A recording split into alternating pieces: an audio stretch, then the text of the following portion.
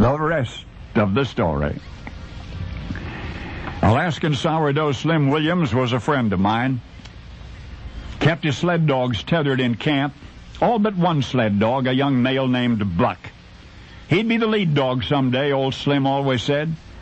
And his pal Eddie agreed, so they trusted him, pretty much let him run free.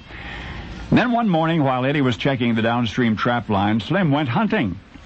Game had been scarce for many winter weeks now, so Slim headed for new territory beyond the next ridge, hunted hard all that day only to be disappointed, and worse still, dusk was rolling in before Slim realized that he had ranged too far. He must return to camp before being discovered by the most deadly enemy a man can have in the northern wilderness, the cold.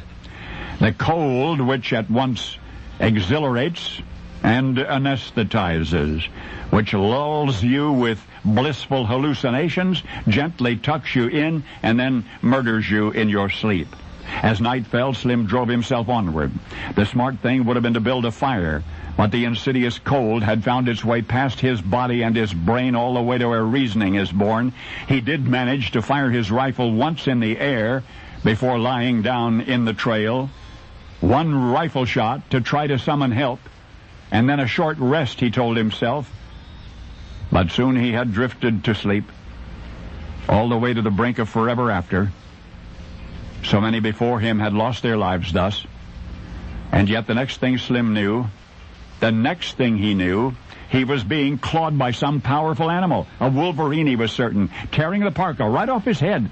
Blood streaming his face, Slim could make out a pair of eyes shining in the darkness. He must get up, he must get away from this beast, Slim thought, or be eaten where he lay. So Slim struggled to his feet. He started to run. Number of times he fell, only to be attacked again, and to rise, and to run again. And before too long, Slim was back in camp at his own cabin door, and that's where Eddie found him unconscious. Thawing out would take days.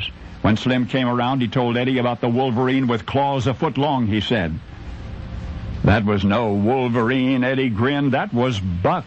That was the sled dog that Slim had left untethered. In fact, the dog had kept Slim's parka, had been guarding it solemnly as his master recuperated. Of course, now Slim realized what had happened. That Buck had heard Slim fire his rifle. Buck had heard that one rifle shot, had run out and found him, woke him up, chased him home. Why had Eddie not heard? Well, the trees were freezing that night, and when tree sap freezes in those parts, it makes a loud bang, much like gunfire. Much of what we know of the Alaskan frontier at the turn of the 20th century, we've learned from the stories Slim Williams told when he returned to civilization. And among the threads comprising that rich historical tapestry was the story of a dog that Slim had once had, a sled dog named Buck. And the old sourdough realized one terrible night that Buck could tell the difference between the sharp crack of freezing sap and a rifle shot.